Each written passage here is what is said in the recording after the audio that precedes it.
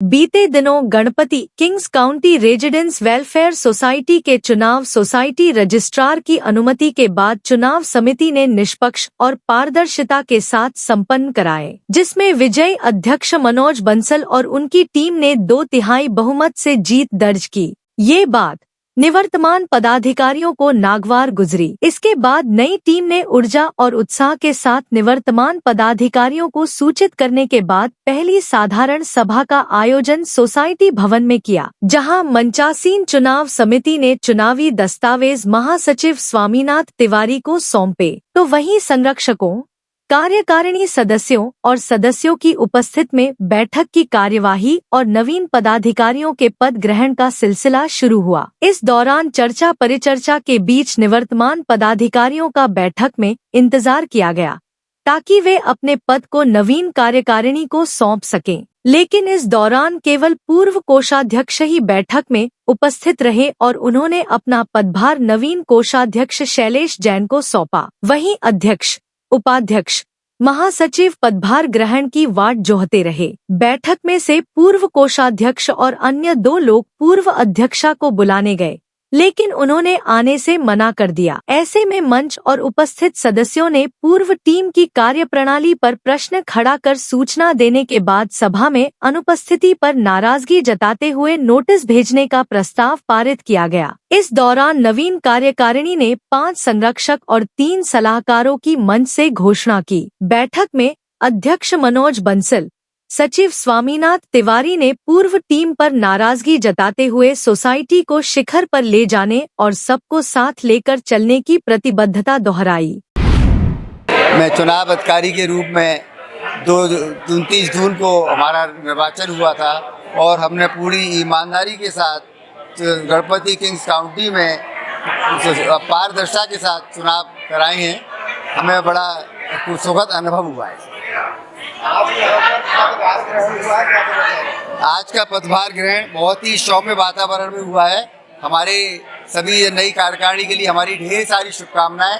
Society में ऐसे ही माहौल बना रहे और ऐसे आगे प्रगति पे चलता है। आज हमारी ये इलेक्शन के बाद की पहली आम सभा थी, जिसको औपचारिक तौर पे हमने कार्यभार ग्रहण करना था।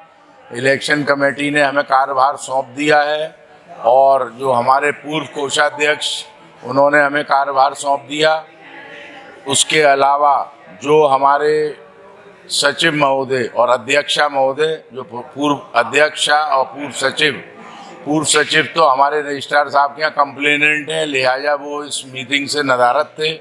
पूर्व अध्यक्षा किसी अपने स्वास्थ्य कारणों से नहीं आ पाई और सारे हमारे आम मेंबर जितने भी थे, सबने एक ध्वनि मत से उस प्रस्ताव को पारित कर दिया और जो आगे उसकी जो भी कार्रवाई और जो भी नोटिस देना है वो दिया जाएगा। लिहाजा आज से हमारी ये नई कार्यकारिणी सुचारू रूप से कार्य करेगी, जिससे सोसाइटी के कार्य में कोई बाधा ना आए और आगामी 15 अगस्त को हमारा एक राष्ट्रीय आयोजन हम खूब धूमधाम से मनाएंगे और ये भी तय हुआ कि हम प्रयास करेंगे कि आगरा के किसी अच्छे समाज सेवी का हम बुला कर के सम्मान करें और निरंतर ये सोसाइटी आगे विकास कार्य और जो भी हम पे बन पड़ेगा पूरे वर्ष हम इस सोसाइटी को आगे बढ़ाने में अपने कार्य करेंगे।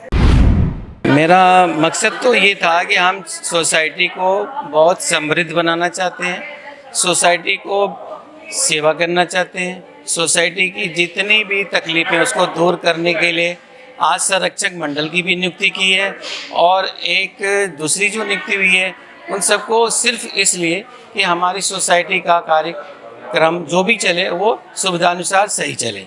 इसलिए हम लोगों ने संरक्षक मंडल का नया संरक्षक मंडल गठन किया है, क्योंकि हमने जो हमारे विपक्ष के लोग थे उनको भी बहुत बुलाया और उनको कई बार मैसेज भी दिया कि आप सब आएँ एक प्लेटफॉर्म के अंदर, क्योंकि जनरल मीटिंग होती है, सभी आपस में मिल के विचार विमर्श करके अगर कोई बीच में मतभेद है उसको ख़त्म करने का मकसद था, लेकिन दूसरी पार्टी नहीं आई और जबकि वो सब यहीं थे। तो हमारा मकसद है सोसाइटी हमारी साफ़ सुथरी हो, सोसाइटी में जो भी कार्य रुके हैं वो संपन्न हो, और सोसाइटी समाज के अंदर अपना नाम रोशन करे। उन्हीं सब चीज़ों के लिए हम लोगों ने ये जनरल मीटिंग थी। आपसी जो बीच में कोई डिफरेंसेस था तो उसका मकसद था कि यहाँ आकर के ख़त्म करें और पदभार ग्रहण करें। लेकिन दुख की बात है कि हमारे जो अपोजिट में जो लोग भाई थे उन्होंने यहाँ नहीं आए और अपना बात को नहीं रखे। उन्हीं के बीच में से कुछ भाई ऐसे भी आए जिन्होंने ये भी बताया कि हमें अपने घर पे बुलाया था, लेकिन हम लोगों से कहा ठीक है हम पहुँचेंगे, लेकिन कोई भी नहीं आया। तो ऐसा लगता है कि उनकी कोई रणनीति है जो इस सोसाइटी को अच्छे बढ़ने में खलल डाल रही है। मैं उनसे भी निवेदन करूंगा कि जरूर आएं और इस सोसाइटी को बनाने में मदद करें। यही हमारा मकसद है। हमारी रणनीति है कि हमारी जो कार्यकारिणी के जो मेंबर बने हैं उनके साथ हम उनको विभाग अलग अलग बांटेंगे। जैसे हमारा सिक्योरिटी है, मेन बिंदु है, मंदिर है, सांस्कृतिक कार्यक्रम है, हमारे सफाई और हमारी बिल्डिंग की जो हालात जो बारिश के कारण लीकेज के कारण जो हो रखी है उसके लिए एक टीम बनाना और इसको सुंदर बनाना, जिससे कि हमारे समाज में और हमारे सागरा में उसका नाम और सुंदर दिखे और अच्छा लोग कहें कि गणपति किंग्स काउंटी बहुत सुंदर सोसाइटी। ये हमारा लक्ष्य है। जहां अन्य पदाधिकारियों और सदस्यों ने तालियों से स्वागत करते हुए नई टीम में अपनी आस्था जगाई और सोसाइटी का भविष्य उज्जवल बताया। आज गणपति किंग्स सोसाइटी की एक आम सभा के बैठक का आयोजन किया गया और करीब 60 से 70 लोग यहाँ उपस्थित रहे। काफ़ी चर्चा और विचार विमर्श हुआ। सभी लोगों ने अपने कार्यों का निर्माण किया। एक नया संरक्षक मंडल इन्होंने बनाया है, साथ ही एक सलाहकार समिति का भी गठन किया है। अब देखिए, सोसाइटी में परिवर्तन एक प्रकृति का नियम है जो हमेशा होते रहते हैं। तो अब ये नया परिवर्तन आया है और ये परिवर्तन क्या आगे सोसाइटी के बेहतरी के लिए करता है, हम सब इसी के विचार विमर्श में लगे हैं। करने वालों को कोई नहीं रोक सकता। मैं एक संदेश के साथ अपनी वाणी को विराम देना चाहूँगा। लहरों से डरकर नौका पार नहीं होती, कोशिश करने वालों की कभी हार नहीं होती। यदि ये सोसाइटी चाहेगी तो अपने आप में एक बहुत बड़ा मुकाम हासिल करेगी। बहुत बहुत धन्यवाद। आभार। हम सबकी तो यही उम्मीद है, सब लोग मिलजुल कर कार्य करें और हमारी सोसाइटी में जैसे सब लोग पहले से प्रेम पूर्वक रहते आए हैं वैसे ही प्रेम से रहें, आपस में कोई द्वेष भाव ना हो।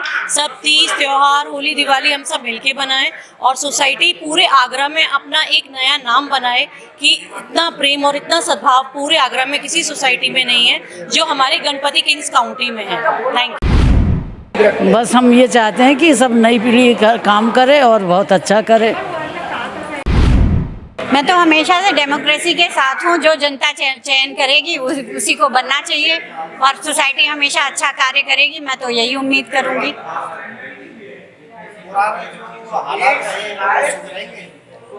पुराने हालात सुधारने का जिम्मा जिन लोगों का है वो सुधारने की पूरा प्रयास करेंगे। मुझे तो यही आशा है। ये बताना चाहता हूँ कि सोसाइटी के अंदर परिवर्तन लाने के लिए नई सरकार का गठन होना जरूरी है। जैसे कि बिल्डिंग को टिकाऊ, मजबूत, सुंदर बनाने के लिए जो प्रक्रिया चल रही थी वो पूरी ना होने के कारण जो परिवर्तन आया है वो हमारे लिए सर्वोपरि है। तो मैं बस इतना ही कहना चाहूँगा कि जो हमारी अब जो सोसाइटी बनी है, सदस्य बने हैं, मेंबर बने हैं, वो आगे चल करके इस सोसाइटी को सुंदर, मजबूत और टिकाऊ बनाएंगे, जिससे कि शहर में इसका बिल्डिंग का नाम रोशन हो।